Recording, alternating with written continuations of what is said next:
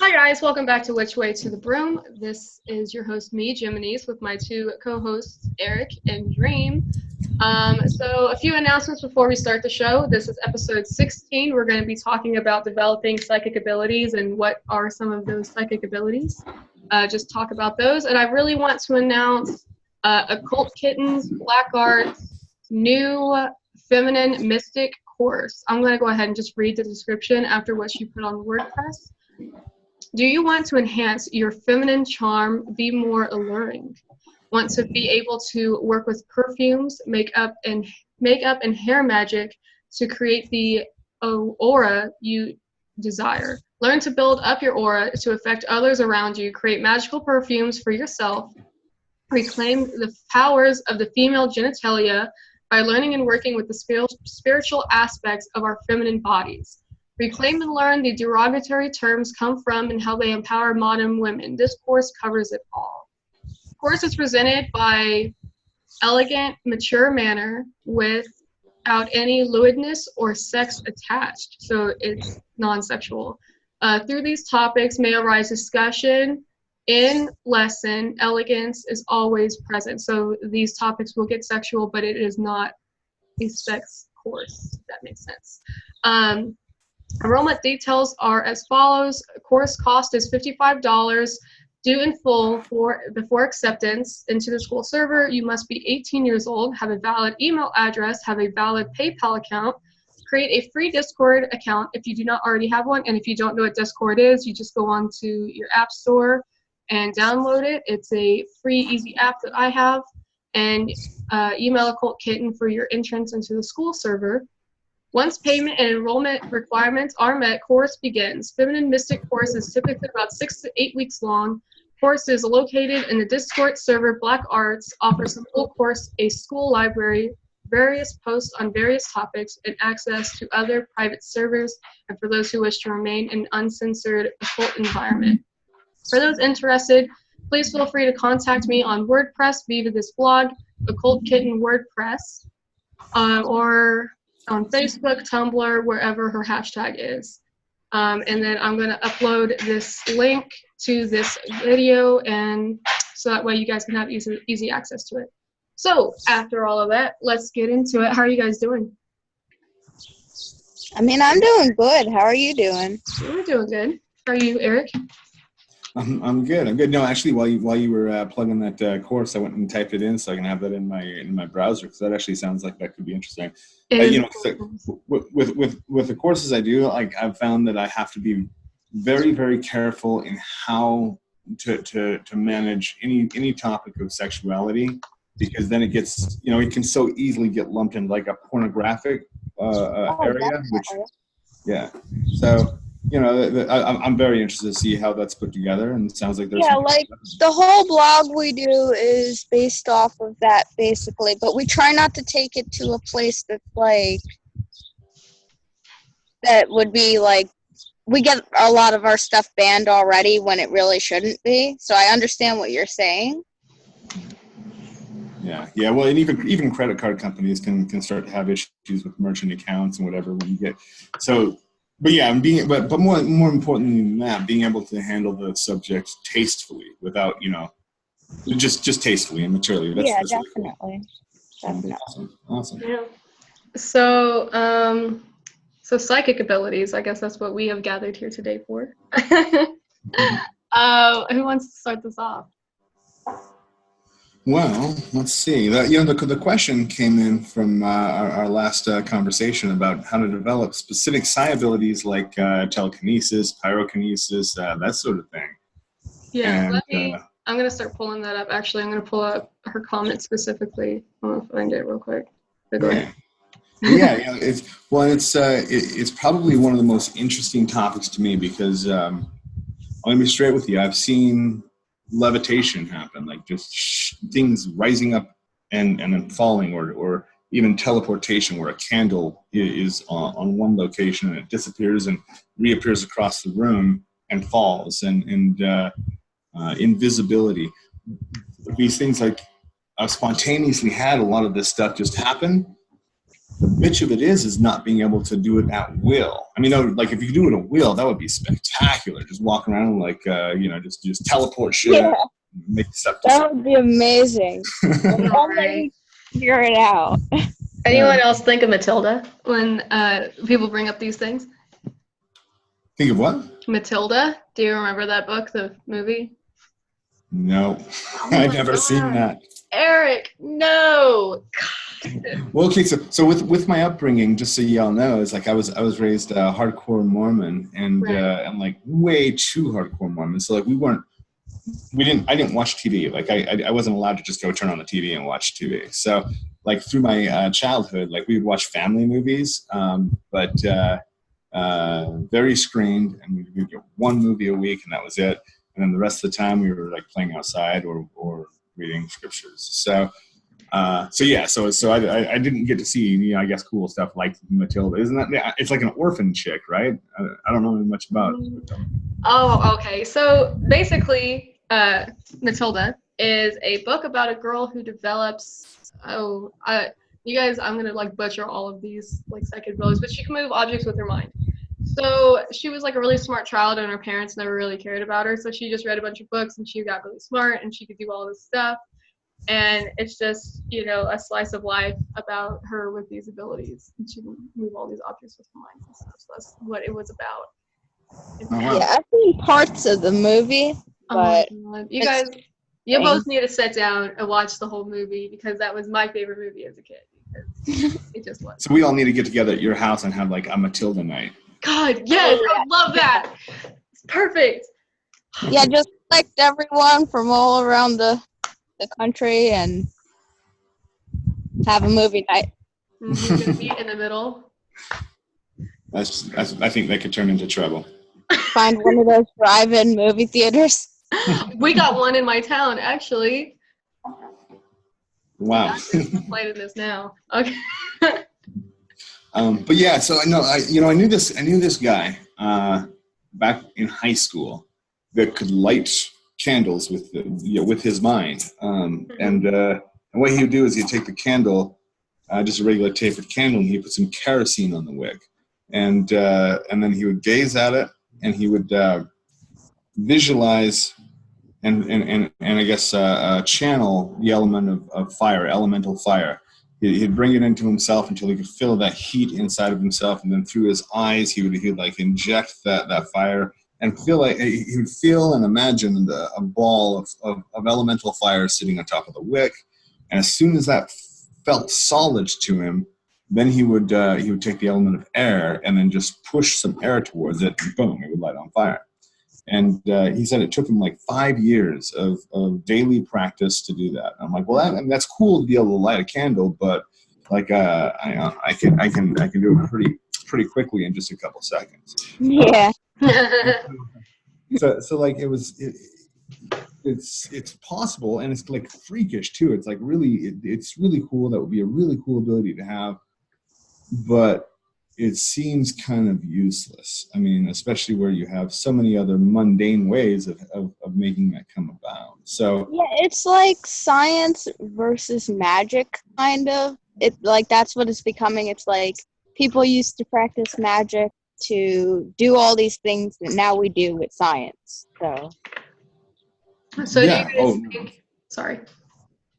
Oh yeah, I was just saying absolutely. I'm just agreeing. I'm in agreement. Do you guys think that? Shit, I lost where my mind was going. Do you guys think that these abilities, these psychic abilities, are like completely useless, or do you think that they're just something like cool or weird to have? I mean, they're not completely useless. I would never say that. I used to try and practice it a lot as a kid. I would take, like when I was little, I would take like a box of crayons or something, and I would line them up and see if I could like make them roll off the table, basically. Mm-hmm. Were you ever able to do that? I did it a couple times, but it kind of feels like as you get older, the stuff you could do as a kid kind of like diminishes in a way. I agree. Like if you don't keep up with your practice, then it just fades a little bit. Mm-hmm. You know, interestingly, I think I've seen the same thing with almost like every kind of magic. So like when I first started, I started with candle magic and just lighting the color of candle for the thing I want and visualizing the end result and then following on the elements, fire, water, earth, and air, and then giving my wish. And that worked so freaking well. Like, I did some, to me, it's just seemed miraculous. But then, like, the results got weaker and weaker and weaker with time, forcing me to have to look into more advanced forms of magic. So I wonder if, like, there's some sort of built-in program within this that does that to force us to have to grow or something.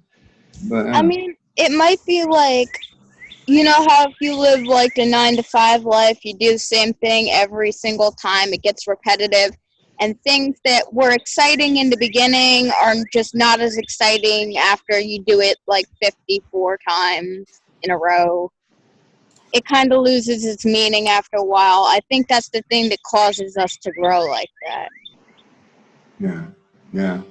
But and as far as being useless, so there's one point, and once again, like these are it's like spontaneous things that happen, and you're like, and when you realize that it actually happened, you want to make it happen again, but it's almost like the desire to make it happen again gets in the way. But I was I got kicked out of my house. My mom was like really she had like a fetish with kicking her kids out of the house at certain points as we were growing up, and so I was homeless in Las Vegas, and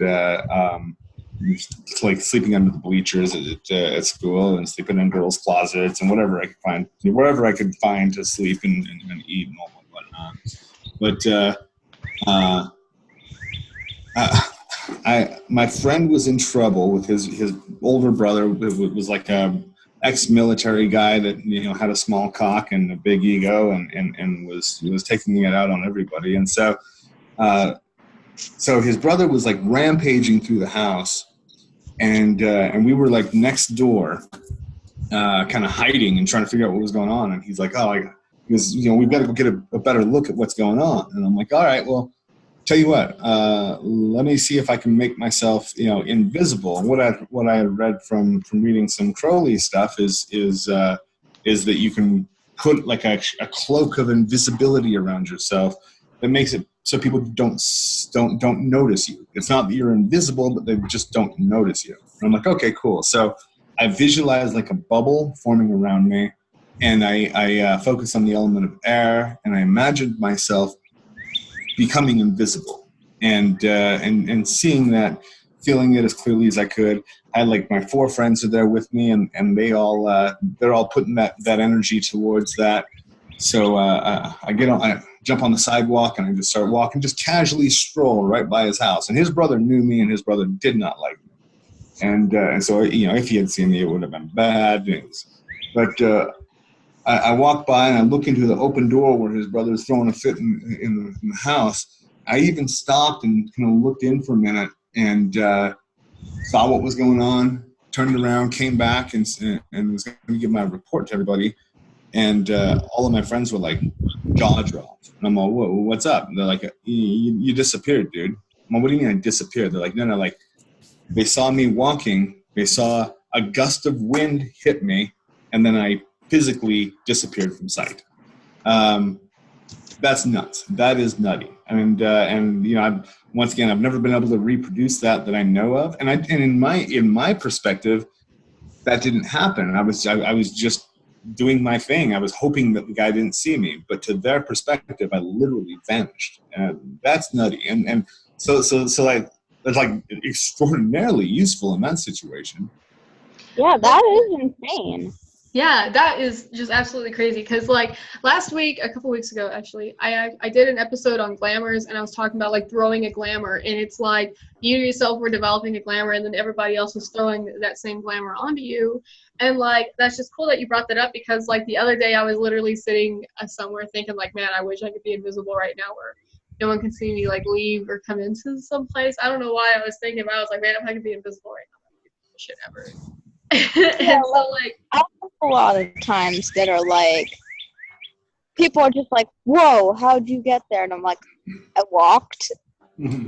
Maybe there is something more to that. Well, and with glamour spells, it's interesting because, and when I say spells, it's the word spells is really fun. I love like the almost like traditional like witchy term spells and sorcery and all that. It's really fun. But really, when I'm talking spells in this case, it's more like just visualizations that you then solidify. But I used to do this glamour thing where I would like specifically in high school. High school was a really fun time to play with all of this stuff because you're like surrounded by so many people that you can just play with everyone. But I would change my eye color, and I have hazel eyes, so there's kind of a bit of a shift that happens anyways. But I started out with blue. I was like, let me see if I can do blue, and so I would just visualize my eyes being blue until I felt it, and all of a sudden. It's weird. It's hard to try to explain, but it's like you just feel it where it just clicks, and you're like, okay, it's done. And now, if I go run and look into a mirror, my eyes don't look any different. But when I go to the store, this lady's all, "Oh wow, your eyes are super blue. You have the prettiest blue eyes." I'm like, my eyes aren't blue at all. And I played with that.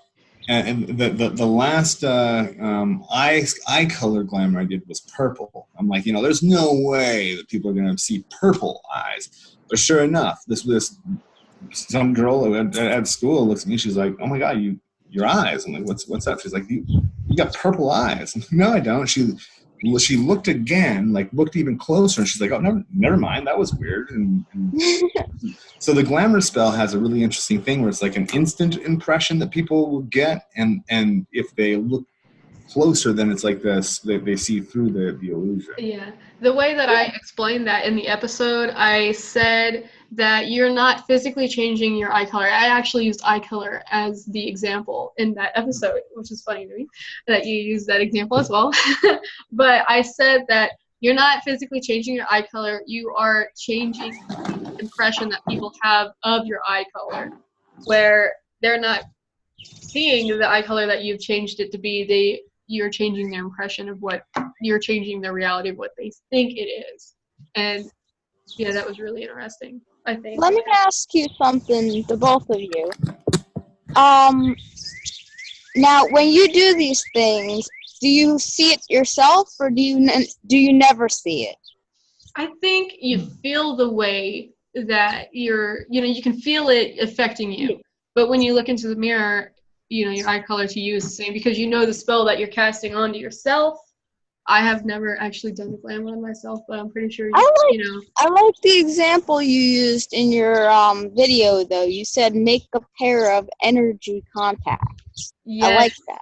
Yeah, I didn't, normally people use a bunch of symbols or some kind of object to use when they're working. I know that I like to. It helps me put on my focus. So whenever I was talking about throwing a glamour onto somebody else to change someone's well, this would be like, let's say I'm throwing a glamour onto my boss, Brett. He's like an asshole, very sarcastic, very aggressive in a way, very, what I'm trying to say. So let's say I want to throw a glamour on him to make him appear nicer, then I would know he's still a fucking asshole, but my coworkers would see him to appear more nice and easier to talk with.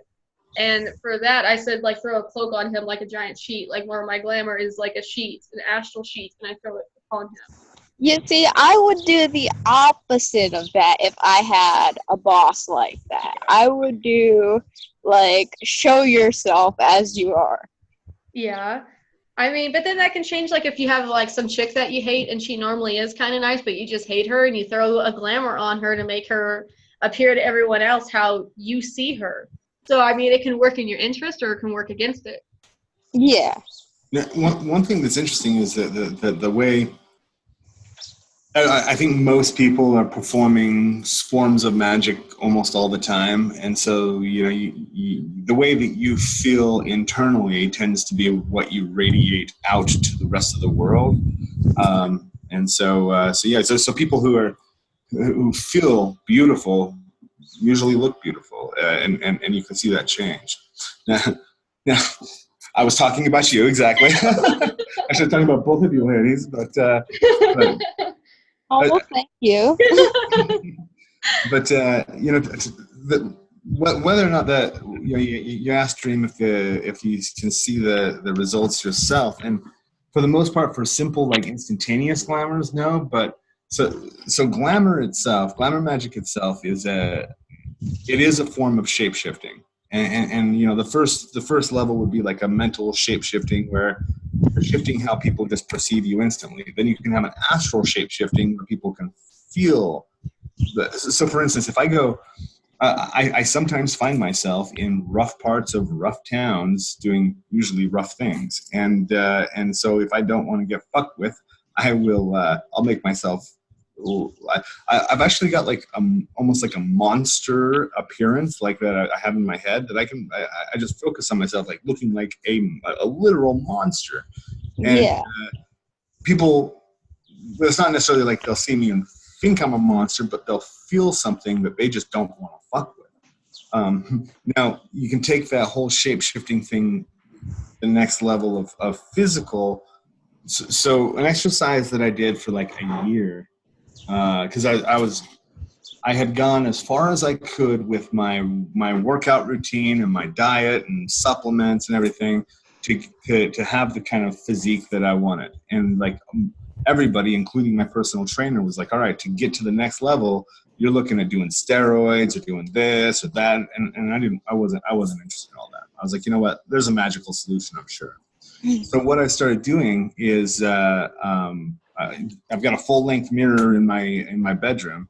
So after I'd get out of the shower at night, I would usually kneel, but sometimes stand or sit in front of this full length mirror, completely naked, look at myself and I would see physically myself, but then I would imagine what I would like to look like ideally, what the perfect me would be. And I would take that imagined reality and overlay it on the visible reality until it just clicked and I could feel it. And now the crazy thing is that a year later, and I would do this not every night, but at least a couple times a week. But a year later, I actually had grown like a half an inch or something taller. My shoulders grew outwards. And this is like when I was like 30 some years old. My body should be done growing at that point. But my bone structure actually started changing. My muscle structure started changing. And then it was about a year later that I look in the mirror and I'm like, oh my God, that's the vision of myself that I had that I was never able to attain. So things like that, it is possible to have an actual physical shift. It does take persistence. And obviously I'm not doing that while I'm sitting on the couch eating potato chips either. Like I'm still continuing the workout routine, continuing a good diet, but seeing results that I was never able to get before. So having an actual physical shift that you can perceive is definitely possible. It does seem like it has to be reasonable. Like for me to maybe see myself as being, let's say, a woman without taking any kind of hormonal treatment or surgery, it's like a stretch to imagine that all of a sudden I'm going to grow breasts and all the other parts that are going to make that shift without some sort of intervention. But I'll also say that maybe my belief that that's not possible is the biggest restriction. So, I mean, I'm gonna jump on that. So you said that, you clearly weren't doing this while sitting on the couch eating potato chips. You were actively still doing your workout routine. Perhaps someone who is a man wanting to turn into a woman, they're of course taking the intervention by getting their surgeries and stuff. But, becoming, I think for I'm not transgender and I don't want to get slammed for this, but I think, when someone, changes, they of course feel like a woman. So perhaps they could do the same exercise to help them become more into their womanly feeling, you know what I'm trying to say? I feel like it could also be applied, but you were still taking the intervention by doing your workouts and taking your supplements. Yeah, as someone who's like kind of on that spectrum in a way, to like, I've always had thoughts like that, but I'm not gonna do anything like that, to be honest. But you're right. If you do like change your mindset and you do put into work just like any other practice you do, you have to put into work to get anything accomplished. You can't just sit on your and get things done. I'm sorry, I don't want to say those words in your podcast. Dude, last week we were talking about corpses, weren't we? Oh, yeah. Oh, Yeah, we were talking about a lot of that, so. oh my god, because Dream came up to me and she was like, bro, you guys are talking about corpses. And I'm just like, shit. We were. Oh, well. But yeah, no. So there's a principle that I started locking onto a few years ago that I just call congruency. So like, if you want, all right. So a few years ago, well, like 5 years ago now, I got busted for having like a shit ton of drugs. Like every drug you can imagine was supposedly found in my house.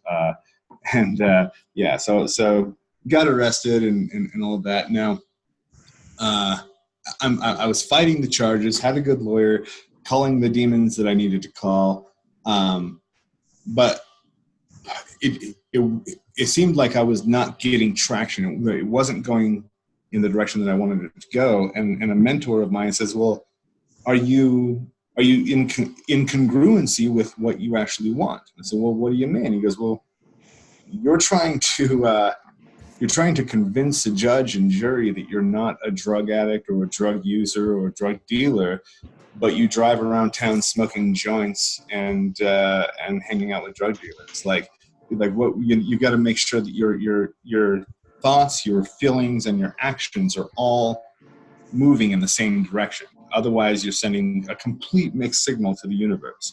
And as soon as I made that adjustment, oh yeah, maybe I shouldn't act like a drug addict if I'm not going to be a drug addict. Then that kind of changed the whole game for me, you know. But people do that. So you know, I want wealth, and then they don't go look for a job. You know, you do have to have all of your actions, all of your thoughts and emotions moving in the same direction.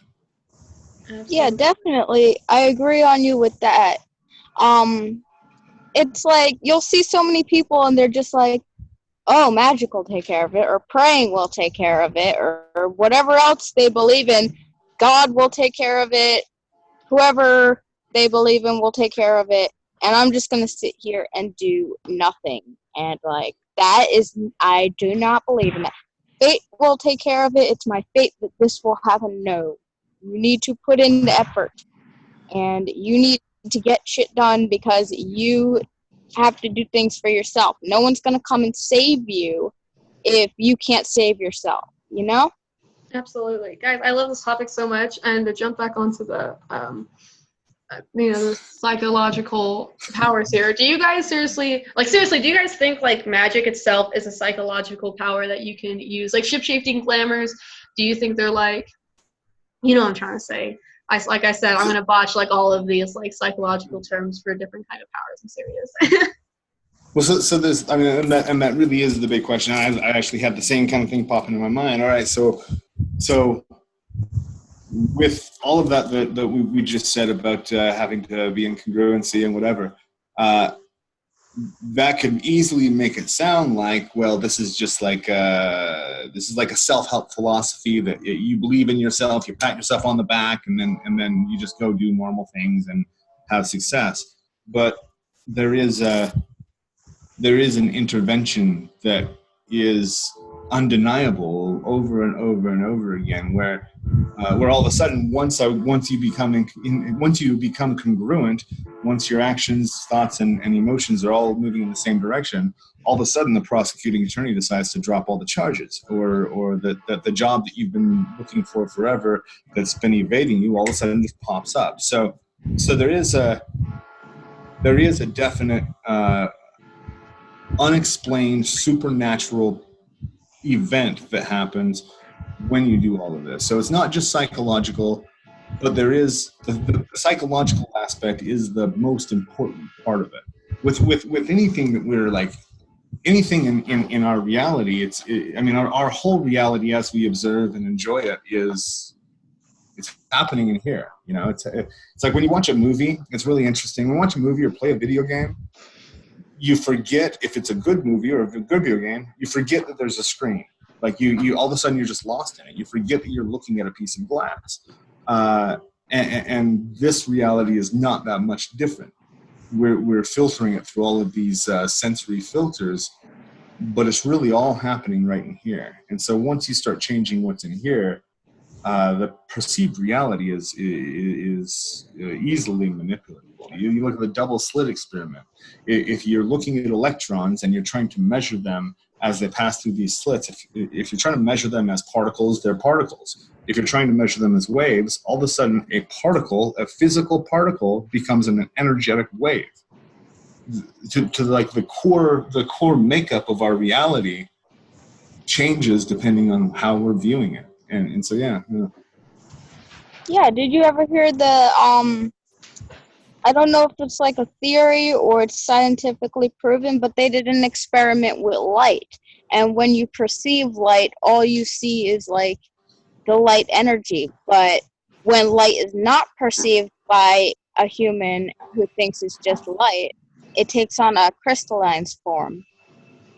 Now, that's extraordinarily interesting, but how would they know that? Because they're perceiving it, they're observing it in order to see the crystallized form. Like, how does that?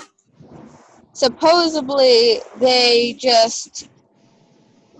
have absolutely no idea how they say they weren't perceiving it, but I'm guessing that they weren't trying to, like, have anyone within the radius of their experiment, and they did it all from, like, a controlled environment elsewhere. Supposedly, I think, like you were talking about it, too, it flows, and do you know about that experiment where it's like light flows through a colander? No. Like when light's not perceived, it's just light, but when light is perceived, it's just light. But when it's not perceived, it'll flow like water or take on a crystalline form, and it actually flowed through the colander. So like 98% of the light they were shining through, when they were perceiving it, didn't go through, it didn't pass through. But they measured the amount of energy when they left the room, and like 98% did go through. It all flowed through the holes. That's like the light got brighter, and it, like, the heat from it rised where they were measuring. So I thought that was pretty interesting, how perception could change everything. Yeah, absolutely. So there's this group called the Monroe Institute that was started by Robert Monroe. I think he's still alive and still running it. And he kind of like stumbled across ESP and all of this stuff and started playing with it. And he was really one of the first people to start doing like scientific experiments in all of this. And so like where you see people with flashcards that are trying to get somebody to have visions of what those cards are, that was Robert Monroe that started that. And one of the things that he saw was he'd have random number generators. So a machine that's physically randomly generating numbers. And he'd say, okay, now let's focus on sevens and see if we can create more sevens. And so they would focus on the sevens, and he said specifically, you're not trying to think about it. You're actually creating the seven from your heart center. You're feeling it and pushing it into reality. Then what was cool is that the numbers that actually did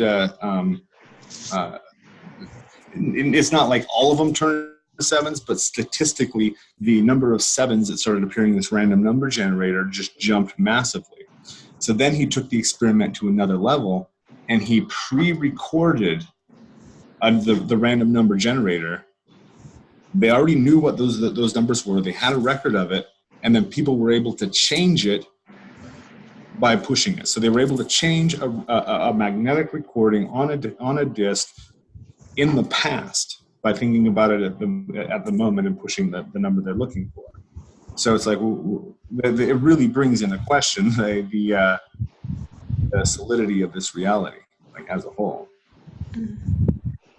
Isn't there a word for the psychic ability to interrupt or change the electric current, like in computers or devices. I think there was a word. ElectroKinesis? Yeah, does that fall under electrokinesis? That could. Electrokinesis is fun. I mean, and I don't know if that's the term. You Dream said it, and it sounds good. We'll use it. But so I don't wait for very long at stoplights. I don't like stoplights. I'd rather just go. And so you can feel it. So I'll look at the stoplight. Recognize obviously it's red. It just barely turned red, so its likelihood of turning green anytime soon is not that great. But I'll feel, it's so hard to describe to you all, but I'll feel the red. I'll feel the and then I'll visualize the green. I'll see myself driving through it. It's a green light, and I drive right through it, and I can feel the relief and the just it's green light, now I can go. I'll feel the resistance to that, and I'll just focus on my desired outcome, and then I have to release it. So if I'm staring at the light going, okay, change, it never changes. But I put it out there, I see it, I feel it until it clicks, and then I have to look away and go just look out the window, and all of a sudden, boom, light's green. And you can do that within seconds. That you can change the stoplights within seconds. You can change. You can affect electronics really, really, really easy, but you do have to just connect with it. You do have to intuitively or energetically feel the resistance of what you're trying to push, and then just push through it. You don't battle the resistance, but you just overwhelm the reality with what you want to have happen, and lights turn green constantly. I want to jump on this. All right. So sorry, Dream, but I want to jump on this. Okay, so for electrokinesis, I'm going to take like a couple minutes here. So for my previous job that I lost this morning, it was a testing for electrostatic sensitive devices. So like every time before I went onto the test floor to test those devices, I had to test my SMOC for electricity, the static electricity. I could not go in there if it would not pass. And so like I've always kind of wondered about electrokinesis, because like, can I produce electrostatic shock while in an environment that eliminates electrostatic shock? And then, same with like devices. I know you were just talking about devices. Do you guys ever get the feeling like you're about to get a phone call, a text message, an email before it even shows up? You know what I'm saying? Where it's like, my phone's going to ring, you pick up your phone, and then there it goes. There it goes ringing. Have you guys ever experienced that? Oh, definitely. Do you think it's like our bodies filtering out the electric waves before it gets to our phone, before our phones can, recognize that it's there? You know what I'm saying? Have you ever experienced that, Eric? Yeah. So, and not only like having the feeling of it, because I think that's one of the fun things to do when you're talking to people who don't believe in any of this. That you're like, oh yeah, you ever know that your mom is about to call you right before she calls? And almost everybody, like with a parent or with a loved one, they're like, oh yeah, all the time. Okay, well that's what people would call psychic. But what's crazy is I'll get sometimes the feeling in my pocket. I'll feel my phone vibrate when it's not even in my pocket. I'll feel it vibrate, and I'll go, huh, well that was weird. That's a weird feeling. And then my phone rings. And so yeah, those kinds of things are super interesting. There's this guy Rupert Sheldrake. He did a book called Psychic Pets, and when a homeowner or when a pet owner is leaving work, even if it's like not at a point of that like if they don't have a set schedule, they get in their car, they start driving home. The pet starts pacing around waiting for the owner to come home. It can feel when you're traveling. It can feel you. And that's an ability that we all have. You can feel like when a loved one is in danger.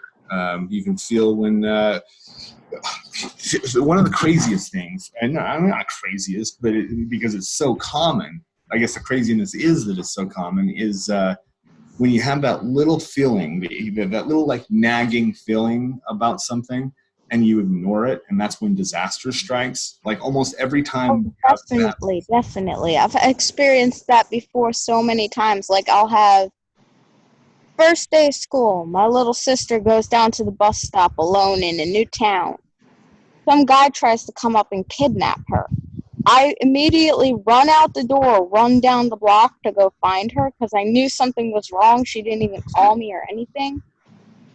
And, like, I ran faster than I ever have in my life to go save her. Like, it's insane how you know. Did you save her? I mean... Yeah, definitely. Okay. I got her. Good.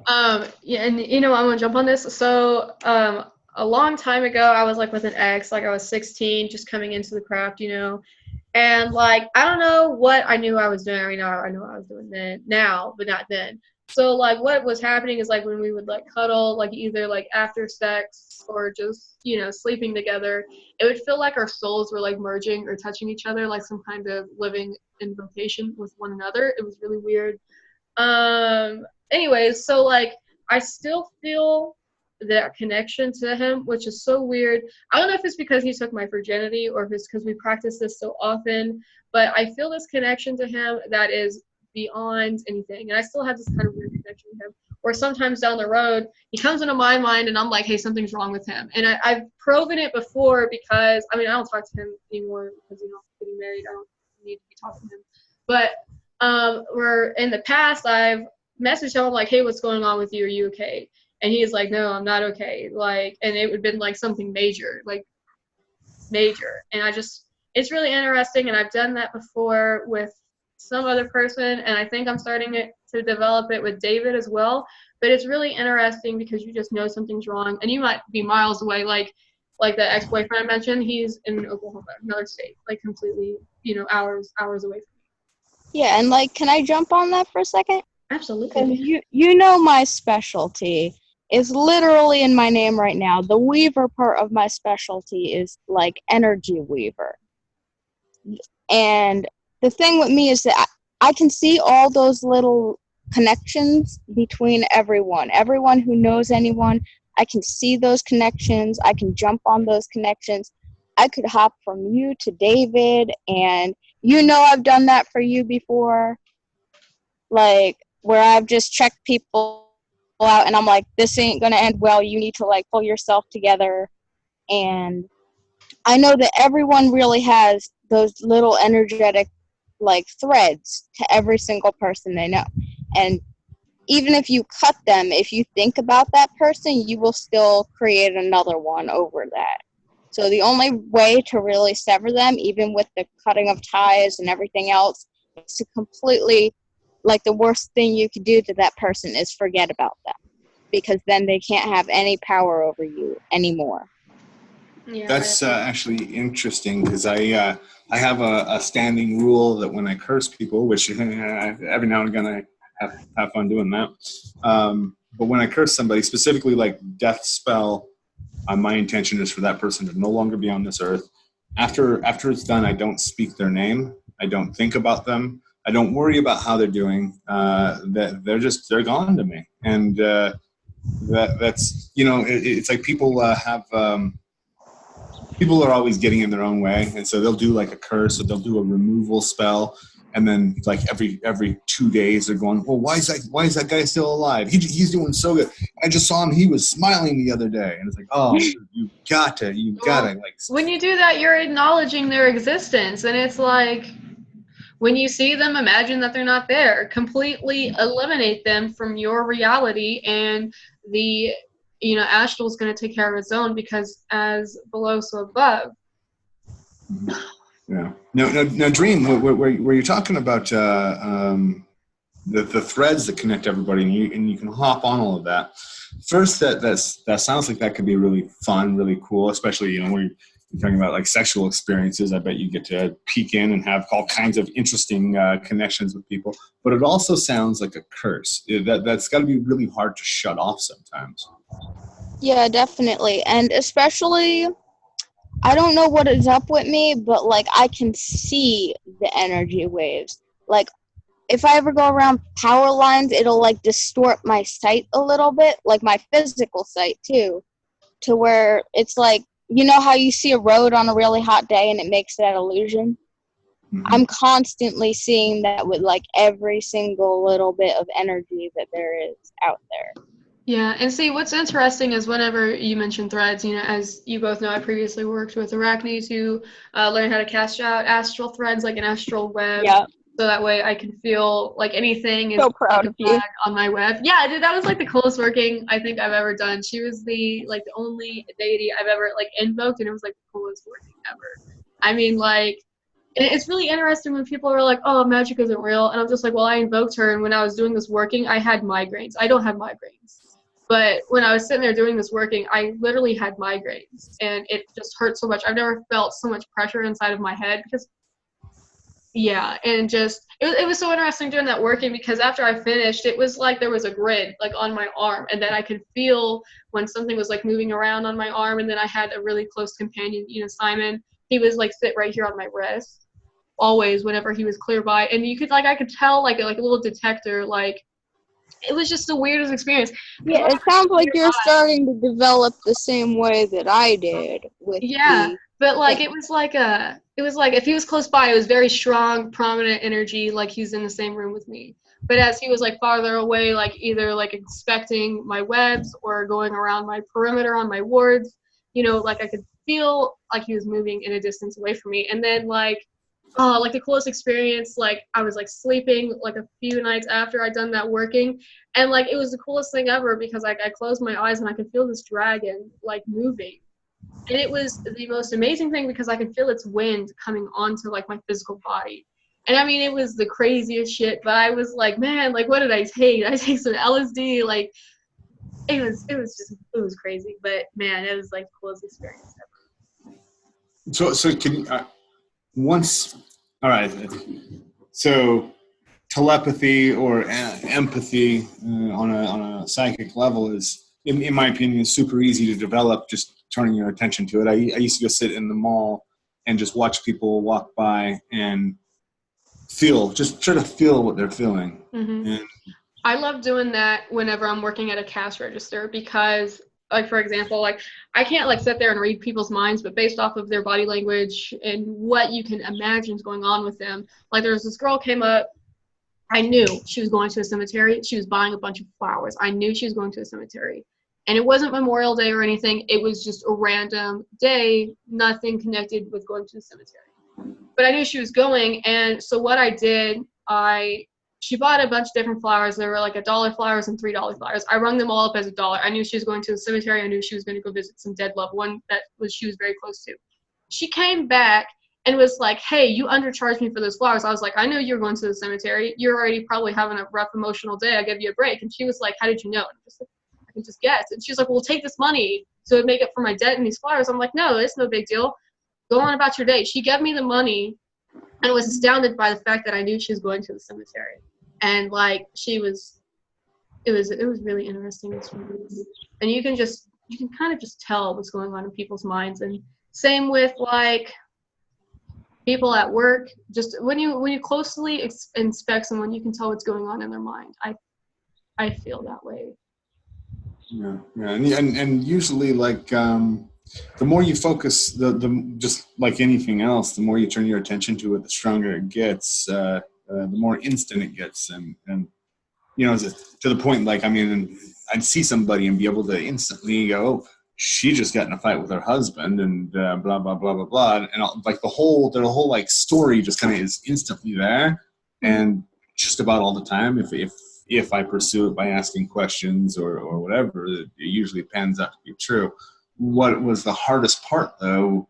Turning it on was easy. Turning it off was a bitch. Oh yeah. Mm-hmm.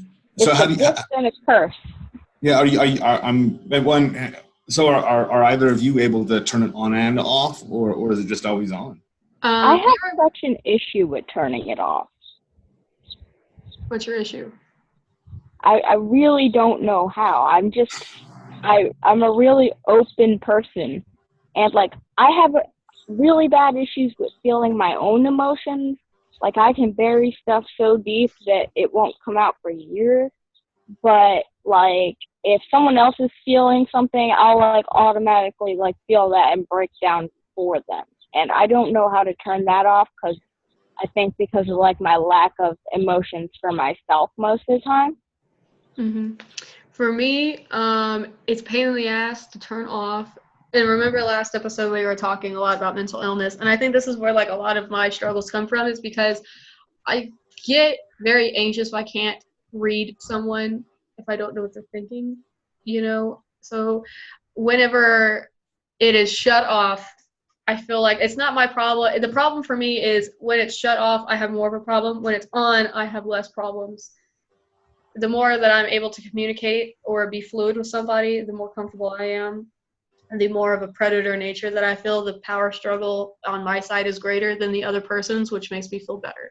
And that's what I prefer. I guess I'm like a predator now. So Can we like on that for a minute? Like the whole predator nature when it comes to psychic abilities, like vampirism or like mind control or stuff like that. yeah, bro, mind. Can we go to mind control? Like, have you ever had thought and then you're just like thinking it, but you're not willing to say it out loud, and then 5 seconds later someone says the exact words that were in your head? Paimon, what? Yo, okay, like, I swear to God, I've been like feeling that with me and Eric right now, because I'm sitting here thinking something, and then he's like, "Oh, I was thinking that too," and I'm just like, "Yeah, you're thinking," because I'm thinking. Yeah. Well, so yeah, no, mind. Oh man, mind control is so. It's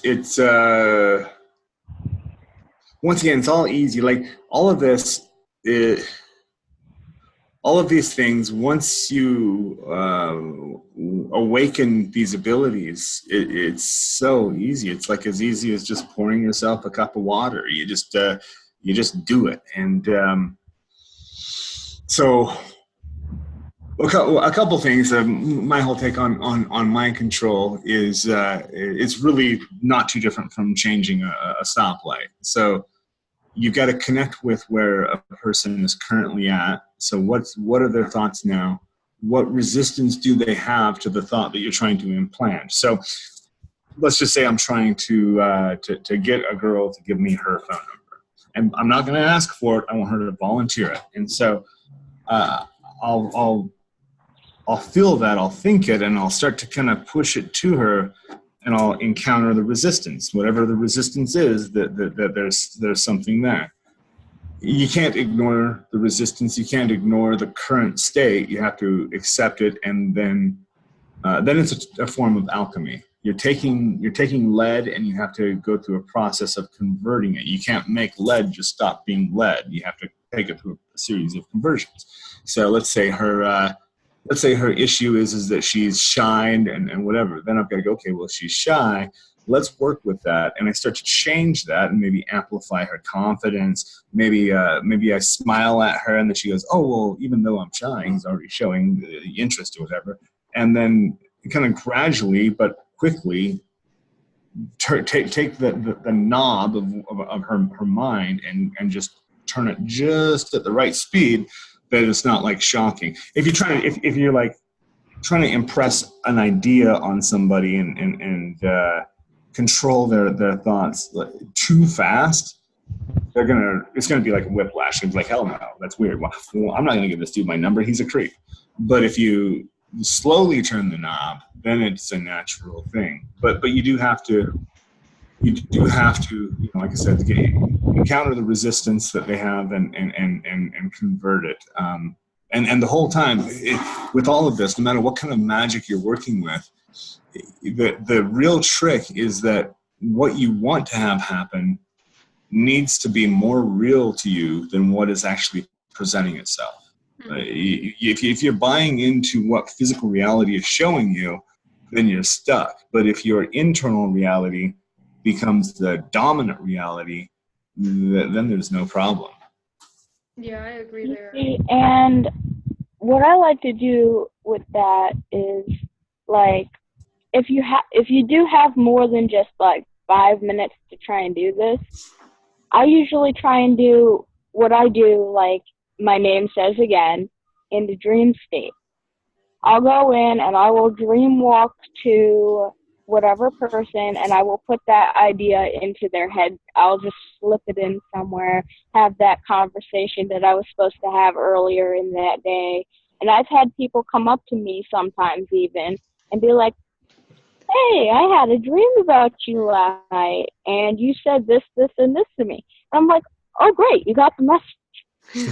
You know, that's so funny because that just reminded me about that episode of Rick and Morty, you know, where Rick and Morty go into a bunch of people's dreams to get that teacher to change Morty's like math grade.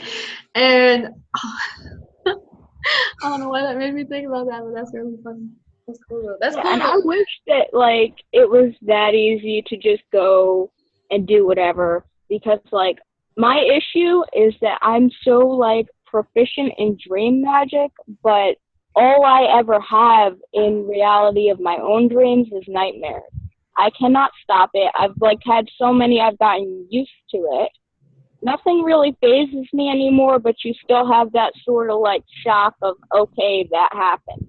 Mm-hmm. And the only way that I won't have that is if someone else is trying to like teach me a lesson, like some kind of deity or something will like come in and try and teach me lessons, because that's how I absorb more information than just trying to channel them normally.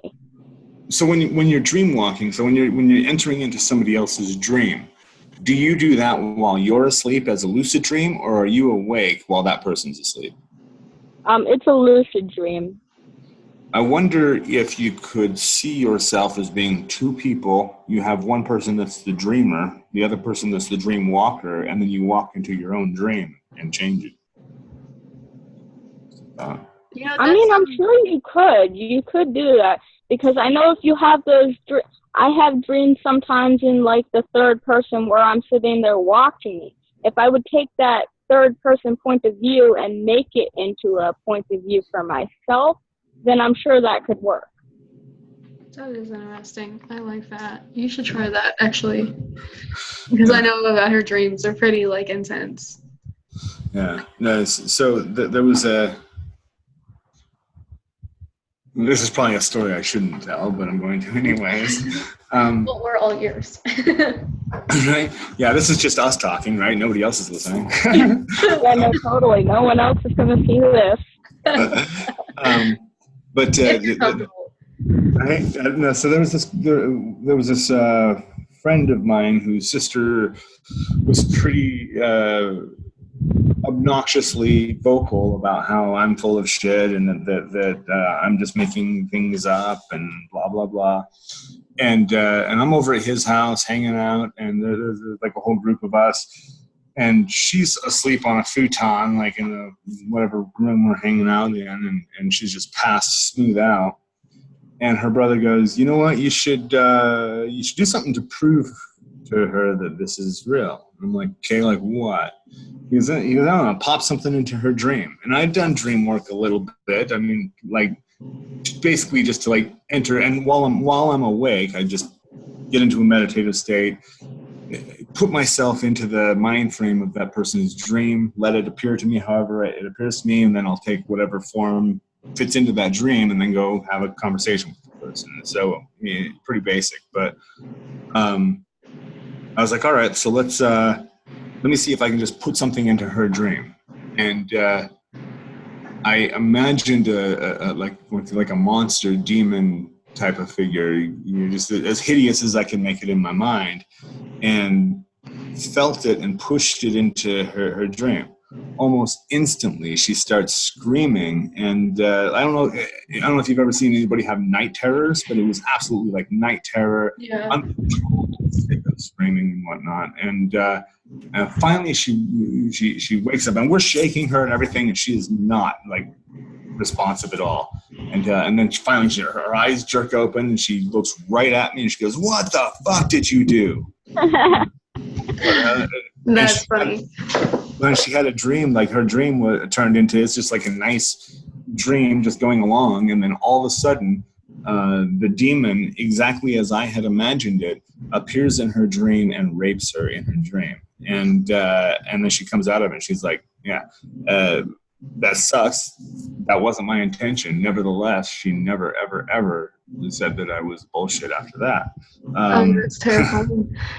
Yeah. So yeah, it's that is maybe one part of mind control and inserting things into people's minds is It's the controlling it. You create these monsters and they just get out of control. Yeah. And another thing is that I've had this happen quite a few times where people will say that I've projected myself into like different places where they see me, and they're like, why were you there last night? Why were you in my room? And I'm like, I've been here the entire time. I don't know what you're talking about. I never did that. But they'll have like full-on versions of me like pop up, or like see my face in a crowd somewhere, and I'm not admitting up to anything because of what happened in said instances, but I'm just saying that, like, to have that level of, like, you could push yourself onto someone, definitely not useless, like we were talking about before. You're being very vague. I kind of want more details. Yeah, Sam. I'm Dream. Sorry. Oh God, I'm terrible. I mean, let me think how I can throw something in It here. happened with an ex of mine, and we'll leave it at that. Yeah, we're gonna leave it there. Let me think. I think I've done something similar to that. Influencing somebody with yourself, right? The last time I tried to do something like that, me and David were looking at this house that we wanted to buy. We're renting again, sadly. So this house we wanted to buy, David's money is in like this account with his mom's because they're selling this property, and it's just best if they pull it all together and then split it because, he can collect interest in the bank over time. So it's just better that he has that money in that account. So, so we wanted to buy this house and he wanted that money. And it's like my mom is, she's just a bitch. Sometimes she's just a bitch. I like her, but she's a bitch sometimes. And he was like, I want this money. So I tried to do some kind of, I was trying to influence her thoughts. For me, it didn't work. I've had that a lot. I've had a lot of fails in my magic. Not everything I do succeeds, where I have these like enormous, like wonderful stories, but I got a lot of fails. So I tried to influence it, and I didn't really have a lot of time to really sit down and think about what could do. So I was like, David, buy her a gift and have it be like some kind of exchange. So he ended up buying her a Coke, and I told him, I was like, here, draw these sigils on this Coke. So he did that, and it didn't really work. We didn't end up getting the money. We didn't end up getting the house. So I was like, oh, shit. But I tried, but it didn't really work. Well, one of the tricks that I learned when I was learning voodoo was, and it's almost like it feels like a silly, almost like childlike, just imagination thing, but it seems to work when I need it to. I tried this first when I was dealing with a bank manager. I wasn't paying attention to my bank accounts when I was like working a regular 9-to-5 job and not making very much money. And so my bank account went into the negative, and I started overdrafting, and I had like hundreds of dollars of overdraft charges. And that sucked. And so I went into and just talked to like whoever the person, the first person I saw at the bank, that I was like, hey, I can't pay these. Yeah. And they're like, well, I'm sorry. It's your debt. You need to pay it. I'm like, all right, cool. So that night I talked to my mentor, Prince, who was teaching me voodoo, and he says, try this. And he gives me this whole really quick exercise to do. So the next day I go into the bank, talk to the bank manager, go sit down in her office, and I look her in the eyes, and I imagined crescent moons in my eyes and crescent moons in her eyes.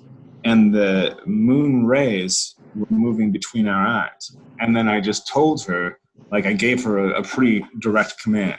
I need you to erase all of the overdraft charges. I'm happy to deposit my paycheck into this bank account, but I'm not going to be able to do that if it's all going to be taken up by these fees. So please waive those fees. And there wasn't even a problem. She kind of just looked at me and said, yeah, we can manage that. Got our computer, hundreds of dollars taken care of, not a problem. And when just the day before I was told absolutely no. But it was just a matter of the visualization of the crescent moons. I'm not sure exactly why that was important. And then just locking in my mind the outcome that I wanted, having confidence in it. There also is a power in when we're talking about controlling, manipulating people, there's a very real power in giving a command. Most people are really, really passive aggressive. Like if you want somebody to do something, most people are like, hey, if you wouldn't mind, could you please da da da da da da da? Yeah. And that's that. Sometimes that works, sometimes it doesn't. But if you just straight up tell somebody to do something, almost every time they just do it. You know what's interesting? Okay, completely off topic, but I was reading The Song of Achilles. I ended up finishing it. It's like the book that's like raving in my heart right now. I don't know if you guys know about the Iliad, but whatever. So, but this book was like written in the perspective of Patroclus. Excuse me. So, he was learning medicine from the centaur that taught Achilles, and so he's applying it in war. And normally Patroclus was like a super submissive guy. He would never like bark out commands. He would never like, speak so bluntly to kings or anything, even though he was born a prince, but he was exiled or whatever. But it was really interesting because he like barked a command at somebody and he was like, shit, that's something I never do. But in the instant that person was like, well, but he commanded me to do something, and get up and do it anyways, because like you can use commands to your advantage. I mean, in a sense, you got to know when to use them in the correct situation, but normally commands are like, it's really interesting. I think it's really interesting in psychology as well. Yeah, definitely. Because, like, if you're one of those people who never speaks up and then suddenly you snap and you actually do, that's going to put way more of a, like, impression on someone than someone who's always, like, outspoken and in your face. I agree. So one of the techniques that I've learned to just use in daily life is hypnosis and neurolinguistics programming. And there's like a grooming that you do before you actually give the command. You have to get the person to say yes a couple times to simple things. If they just say the word yes a couple times, they're more likely to continue saying yes. So is that couch comfortable for you to sit on? Yeah, it's good. Okay, cool. Would you like a glass of water or a Pepsi? Oh, water is good. Then they're making a choice. You're kind of priming them to make choices. I did door-to-door sales for a while. I've always really, really, really been fascinated with the psychology of sales and getting people to buy things. And one of the first things door-to-door sales is that you observe some object, usually a pen. If they have a pen in their pocket or a pen on a desk or whatever, start the chit-chat and then say, hand me that pen, please. And you don't say, would you please hand me that pen? You give them the order, hand me that pen, please. And then they go, oh, okay. And then they go hand you the pen. Okay, thanks. And you've given them a command. They've obeyed your command. They're more likely to obey future commands that you give them. And so it's like you're priming people for obedience, really. And yeah, it's a type of domination thing almost. It's not almost. It's absolutely a domination thing. Yeah, exactly. And people, because we were talking about kind of the predatory nature of things. I think that most people are not predators. Most people are sheep. Most people are followers. Most people really desperately want somebody else to tell them what to do. And then there are those of us that can profit off of that quite a bit. Yep. I mean, like, I don't know. I know that I've told you the story of my apartment, but I haven't told Eric. There was a long time when I was living with that ex for 6 months that we actually lived on a nature reservation, Indian reservation. And living up there, we had a lot of conflicts with, like, Native people didn't want us up there, even though the town was rented out by the state, so we were allowed to be there. So we were running into conflicts every once in a while with them wanting us to get out. And so they were trying to illegally evict us at the time. And I did everything in my power to fight that. And I called on Belial. And I was like, basically like this formal ritual to Belial and Baal and Lilith and even Samael at one point in this intricate ritual for protection and then to like decimate everyone else. And I was like, I need more than this. I need to actually be able to put in some action. So I actually like listened to what he had to say, and he's like, basically like, go to this website, go here, look up this. I'll put the information you learn, and you take on those lawyers yourself. You represent yourself in this, and you take on the landlord, the lawyers, and the native police. And I won. I won for so long until they paid someone off because they were richer than me. They basically paid off like a superior court judge. I guess that's how you get things done without magic, but you know. Yeah. They had us out on the street after like a good 3 months of me fighting this. And it's not even like we did anything wrong. They just didn't want us there. They tried to kick us out on our holiday because, you know, like pagan. They tried to kick us out because they didn't like that. Like, when I lived up there, they called me the blue-eyed demon. Literally how they were up there. And not all of them are like that, but they were so surprised to see someone with, like, blue eyes up there that wasn't from their stuff. You would think that that would have, like, gone away with the times, but apparently not. Dude, no, Indians are super racist. You didn't know that? I'm not trying to come off like that at all. No, that's how it is. Like that. Hey. Like, I have a lot of friends up there, and, like, I really love the people and the culture up there. It was just this one group of people that was constantly trying to screw me over. Yeah, you got those people. I mean, not everyone's racist, of course, but now I realize that, like, even moving back here, I've had to go through the same fight a couple times, and I've taken on the lawyers by myself, and I've went up against people in courtrooms, and I always seem to win because of that knowledge that I gained in that time where it was so trying for me. Like, I've helped my family out of situations and stuff, and it's just been crazy what you can learn from this. Absolutely. I agree. What were you going to say? Because you were about to jump on something.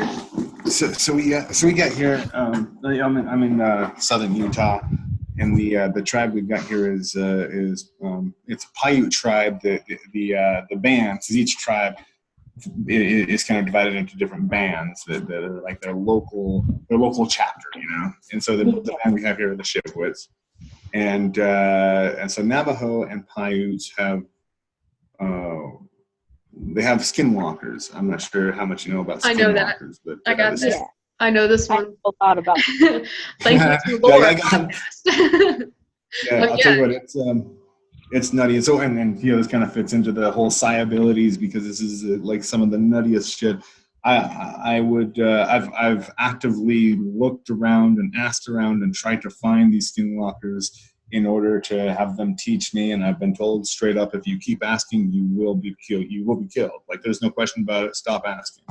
And anyways, I've known a few people who have family members that are skinwalkers, but they basically when white men started putting natives on reservations, there were those who didn't want to be part of that, and so they would go off and rather than living in little like crappy shanties that they had in the town, they'd go off and live in the wilderness and practice the old ways. And one of those old ways was, at least with the Paiutes, was to kill a deer, and specifically you have to kill it with a consecrated dagger.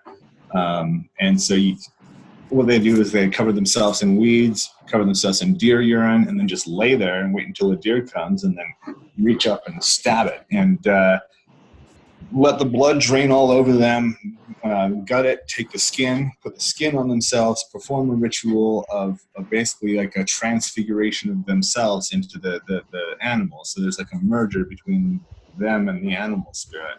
And my mom does not believe in anything. She's pretty atheist, very, very atheist actually. But she came home. She was a nurse, and she'd go out to the res to give people, you know, medications and shots and check them out or whatever. So she was there doing her job one night. Comes back and she is trembling, just unable to control herself because of this experience she had. Where she's driving out of the reservation. She crosses the bridge because there's this little bridge that kind of separates not reservation from the reservation.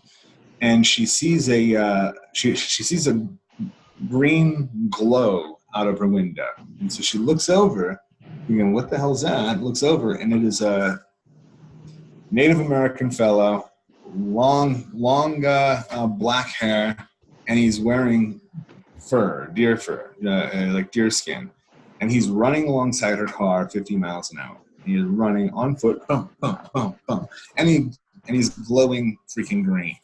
And she's like, what the hell's going on here? And he's running in such a manner that, like, the way that he's kind of trying to intersect with her car, trying to chase her off the road into off of the bridge into her death. This bridge has had a lot of accidents where people crash and die right there mysteriously. But there is, he's talking about the racism. I don't know that I would call it racism outright, but I would be. I'll tell you what. If another people came here to my hometown and tried to put me in a little shanty shack and tried to make me convert to their religion, you better believe I'd be running them off of every goddamn bridge I could find. Yeah. Yeah, definitely. I agree with that, and I think you're right with that one. Like, there is a right to that. Yeah, I agree. I mean, I wouldn't really call it racism. I was kind of pointing that out as a joke, really, to be honest. But, yeah, no, that's not what that is. It's only certain people and for certain reasons. True. So let's get into like telekinesis, because I've been like dying for this. So do you guys think like telekinesis, clearly we all practice it in some way, shape, or form due to the fact that we communicate our deities through, I don't know if you guys do telekinesis with your deities, but I know I do. So how do you guys experience that? Oh, okay. I think we there may be a mix-up in terms here. Telekinesis would be using your mind in order to control the movement of a thing. Or like I'm talking about like telepathy. See, I knew I was gonna botch all of these. I've done told y'all. Oh yeah. Telepathy. Yeah. There we go. So it's interesting. It's one of the guys who's definitely influenced me is Terence McKenna. He did a lot of experiments with psilocybin mushrooms and with dimethyltryptamine and ayahuasca and whatever. But the way that he described it, I think, is the way that I experience it most. Is it's not like I can hear people's thoughts, but I can understand what people mean. Like they'll have a feeling and an idea. And it's not like I'm picking up like the verbatim conversation, but it's like the flow of what they mean is transferred and picked up, and I go, okay. It's and I think we kind of talked about that with the threads that connect people. It's easier to turn on than it is to turn off, and for a minute, and that's what I would do when I sit in the mall and watch people and kind of guess at what they're thinking or feeling. That turned into a full-on empathic and telepathic influx that was haunting for, like, it made me a shut-in for a while. Like, I couldn't be around other people, especially big groups, because it was just like, most people don't have positive things on their minds. Most people are like in this shit state, and then I get in a shit state. It is hard to turn off for sure, but yeah, that's my problem. That's the problem I was talking about before when I was saying I can't turn it off. Yeah. You know, for me, I turned like I did have to like isolate myself and stop being around people in order to turn it off. And then I think I started to. I just had to make the decision. Like as soon as I would start feeling it, I just had to turn my attention away from it. It's still there, but like you're still receiving all of those impressions, but it's just a matter of like not paying attention to it until maybe it goes away a little. I don't know. Yeah. How did you develop how to do that? Me? Yeah. Yeah. Just Besides just watching people and trying to figure out what they're thinking, was there another way that you developed it? Yeah. So I think that like the watching people and trying to figure it out is the first step, and then there's a point where you. Well, all right, so I've developed this whole saying that I love that is if you're trying too hard. That all of this is actually the more you try, the less likely you are to succeed. And so there's a point where you just kind of like let go and you stop trying, and then it's just like it's like a blast that just hits you. Boom. Yeah, it's like stop trying, just do it. You're either gonna try or you're gonna do. That's right, Yoda. Yeah, absolutely. Oh my God. But yeah, you know, I had some friends who were Mormon folks, and Mormons are interesting because they kind of walk this New Age line. You know, the founder of the religion was a Mason and an occultist, and so there's Mormons are prone to. My grandfather's a Mormon priest. There you go. I kind of know it somewhat. Yeah, and so there is kind of like a magical. They don't call it magical. They wouldn't call it New Age, but they do kind of have these fringe things. But what I think one of the breakthroughs that I had with the telepathy and whatnot was what they would call speaking spirit to spirit. So like when most people are trying to do telepathy, they're trying to connect with the person's mind, and that's not really the best connection because people's minds are fucked. People's minds are scattered, and most people don't even know what they're thinking. But you go a level deeper than that, do spirit to spirit communication, where it's like they don't even have to be conscious about it, but you're actually speaking in what they call the tongue of angels, which is it's not a language at all. It's a transfer of light. And so like I guess the way to develop that would be to look at the person, connect with them, and then send them light from your light body and just gently send them light, send them blessing, send them good intentions. And that's going to kind of open the door, and then you can start to feel what they're feeling, and they'll start transferring that light to you. It'll kind of be a back and forth. The biggest blockage to all of that, though, to telepathy in general, as to all of these things, is taking it from the spiritual realm and converting it to something that's useful to the consciousness. Because like your conscious mind needs to somehow translate the information, and that's where it gets fucked up, because then you start injecting your own ideas or making your own assumptions. If you can learn how to shut up with your own mind, your own thoughts, and just receive and trust, that's the biggest thing. Mm-hmm. I know this is going to be completely off topic, but just the fact that you were talking about like light, you transferring the light energy. Just the other day, I was talking about Christianity. He was like I forgot what he was called, but it was a sect of Christianity that really like acknowledged the Book of Enoch. And I thought it was really interesting because, you know, me as a Luciferian, I like learning things that I do not know. Even though I'm sitting there talking about Christianity with him, but I'm unfazed. I'm like, he's like crushing Christianity to me. He's like, you know, a Christian talking about his religion, you know, pretty basic, but I'm not threatened. I'm like, you can't change my mind of what my beliefs are. So, you know, I'm comfortable talking this. But I was talking to him about, like, so I grew up as a Pentecostal Christian, and that's where we believe like the Holy Ghost can come into us and bless our bodies. And I was recalling on that, and I'm just like, dude, that's evocation, you know, or yeah. And like, well, let me ask you. I'm just going to interrupt you right here. So with Pentecostals, the way that I imagine it, I've never actually been in a Pentecostal church. did you personally have the experience of having the spirit come into you and like having like the orgasmic feeling and rolling around on the floor and throwing yourself like around and shit? Did you have that kind of experience? Okay, so let me explain this. I was like 10, 13. I faked it because you full well knew that I full well knew that this was not my shit, but I wanted to make my mom happy, so I faked it. But when you watch people in that environment, it's fascinating because it literally is not themselves. Because they roll their tongues, which speaking in tongues is speaking a language, which is like the language of Christ or of the angels. It's not a language. It literally just sounds like gibberish. They're not speaking anything, but they say that they are speaking something, but it's the spirit that they're invoking that starts speaking. And each person will say something different.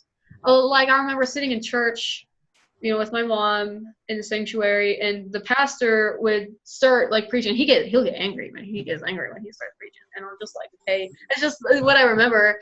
And like, if you ever went to one, you know, just really just watch the people, because it's really interesting because it's like a very lively service.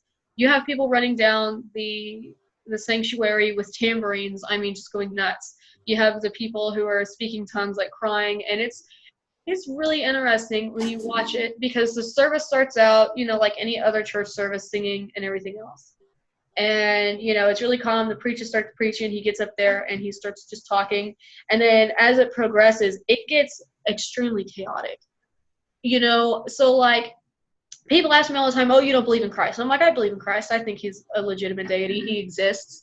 The deities that each different sects of churches worship in their own idealisms, they exist. And that really kind of just solidifies my thoughts, and it kind of makes me want to go back to a church service to watch, because I find it fascinating in its own way.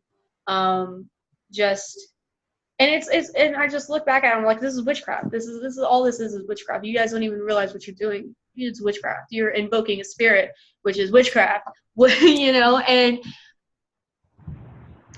yeah, I saw this. I saw the same thing in voodoo. So when I have been 100% fully possessed by spirits on multiple occasions, and like one thing is that it's not easy. It's not something that just happens. Like you have to let yourself go. You have to give the spirit permission and control, and because at any point, if I'm possessed at any point, for the most part, I can pull myself out. There have been some really intense ones that have been harder to pull myself out of, but for the most part, like it's like I'm still there, just in the background.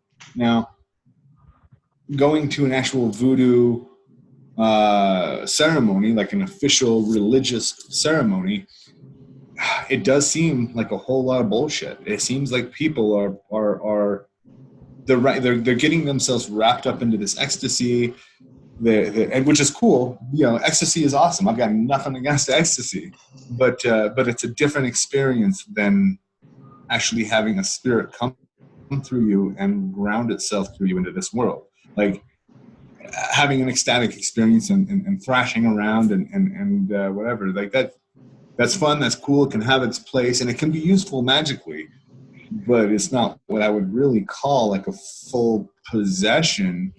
A lot of it seems like it's people working themselves up into a frenzy. So like where you say that you were faking it, I wonder how many people do you feel like were doing the same thing? They were pushing themselves into that ecstasy because that's what the situation asked for. Eric, if I ever go to a service, I think I'm going to record it for you, because I knew I was faking it, because like if you can listen to the sounds that they make. Like I was picking a sound that the pastor was making, and I was repeating it for myself, you know, to please my mom. But you go and you listen.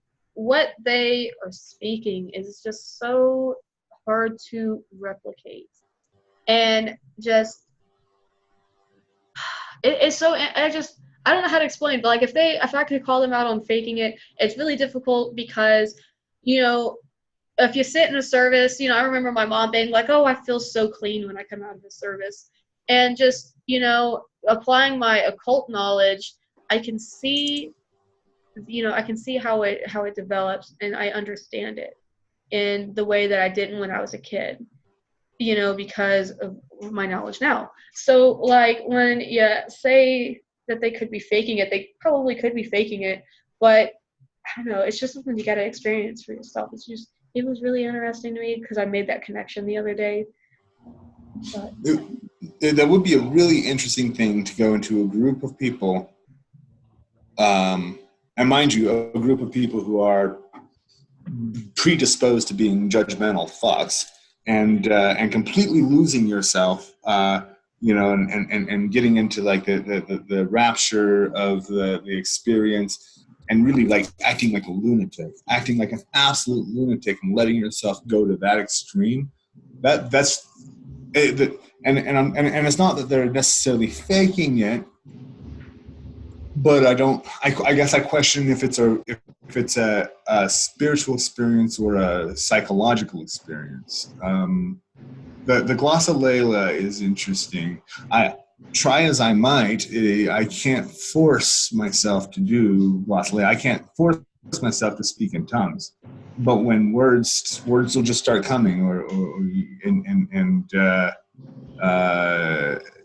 and usually those do turn out to be powerful words of incantations or something. But I'll have to maybe try to go to a Pentecostal church at some point. That could be interesting.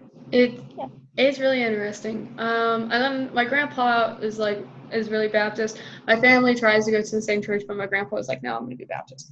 And I don't really care for Baptist churches. Hey, I don't want to interrupt you guys, but you guys are probably going to lose me in a minute because my phone's about to die. Oh, no. So, I'm sorry. Well, we're cutting into, what time is it? Let's see. Yeah, it's like almost 2 years. Almost our normal, Eric. Yeah. You guys want to make final statements? Then I guess we can cut this short. That's good. We got a lot of good stuff in here anyways. Yeah, we did do a lot of good stuff today. So Anton LaVey said that you can take a teacup and set it in front of you and focus all of your energy on it, and you can indeed make that teacup levitate off of the counter. But using that exact same spiritual force and mental concentration, you can cause thousands of people to lift their teacups up and toast you. And so it's like the psi abilities, they're really cool. They ought to be experimented with and see what you can do with it. But the practicality of it is definitely questionable. I remember what I was trying to ask before when we were back on ElectroKinesis. Have you ever heard of the Jacob's ladder before? The device, the electrical. Yeah, the electric. I've seen people practice with that before to see where they stand with electronic things. But that thing will kill you if you get too close. So it's do you think it's a tool that could be used, or do you think it would be too dangerous to be used? You being a more extreme person I know of. So what my girlfriend is an electrical engineer, by the way, and so I've kind of been talking with her about how to do this, because what I want to do is I want to do a triangle of manifestation with Jacob's ladders, and have all three of them connecting, and then summon the spirit in the center of it.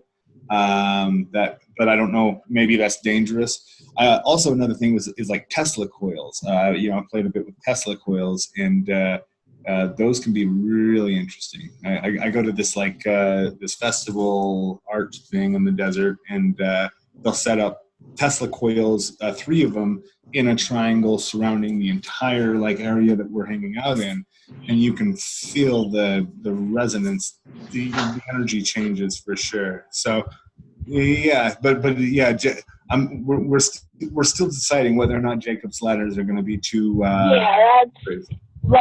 If something jumps and something does go wrong, that thing will stop your heart like a defibrillator, basically. So yeah. I don't know if that's a good idea or not, but I think it's interesting because I learned about them from those the stupid ghost hunting shows that come on every once in a while. But I thought it was the like amusing thing in the world that they said that spirits communicate through that. Like they can stop the waves halfway through, and they can control how long it stays or if it moves up or down the ladder, because it's not supposed to move in reverse, really. That's interesting. So I thought that maybe that would be a cool tool to use, and I'm glad that you kind of had the same thought. Yeah. No, what I need to do is I need to find some willing test subject to do it and film it before I try it. Oh my god. Well, I guess that wraps up today's episode, you guys. Hit up the comments, hit up my page. What do you want us to talk about? I know we got a list so far that we're still going to do. This was just one of many. So let me know what you guys want to hear about. All right, we'll see you guys next time. Bye.